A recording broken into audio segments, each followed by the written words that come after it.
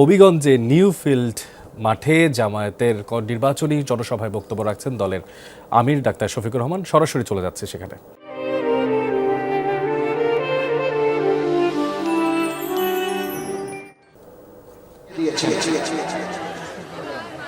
ধর্মের ভিত্তিতে কারো উপর বাড়াবাড়ি ইসলাম পছন্দ করে না, এটা হারাম।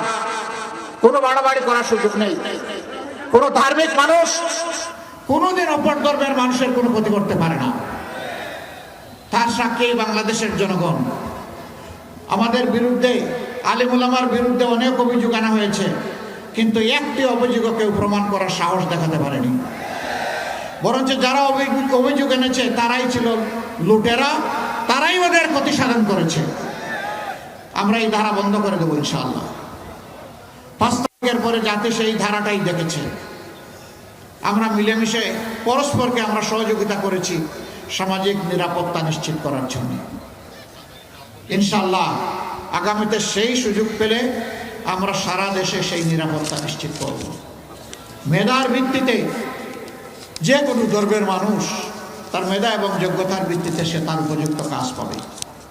ধর্মীয় পরিচয় কাউকে আর বঞ্চিত করার কোনো সুযোগ থাকবে না। আমরা এই কাজ করব না।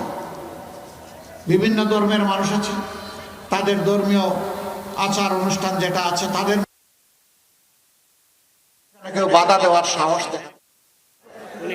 তারা নিরাপত্তা এবং সম্মানের সাথে তাদের আচার অনুষ্ঠান করবে, তা অবশ্যই আমরা নিশ্চিত করব। যা গত 17 মাসে আমরা চেষ্টা করেছি, আমাদের কোনো সরকারি দায়িত্ব ছিল না, কিন্তু আমাদের নৈতিক দায়িত্বের জায়গা থেকে এই দায়িত্ব আমরা পালন করেছি। ভবিষ্যতের বাংলাদেশে এমন হবে ইনশাআল্লাহ। হা ভোটের পরে দেশ পরিচালনার জন্য আমরা ইনসাফের পক্ষে সবাই ঐক্যবদ্ধ হয়েছি। ন্যায় বিচার সমাজে কায়েম হলে দুর্নীতি, চাঁদাবাজি, লুণ্ঠন, দর্শন, খুন এই সব বন্ধ হবে ইনশাআল্লাহ।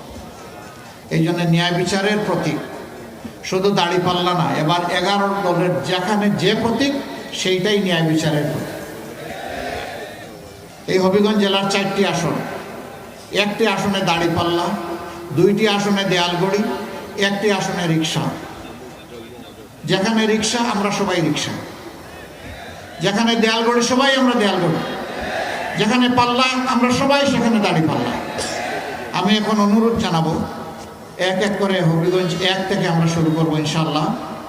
হবিগঞ্জ 1-এ 11 দলীয় নির্বাচনী অক্ষ, যেটাকে আমরা বলছি ঐক্যবদ্ধ বাংলাদেশ, এর পক্ষে যাকে আমরা মনোনীত করেছি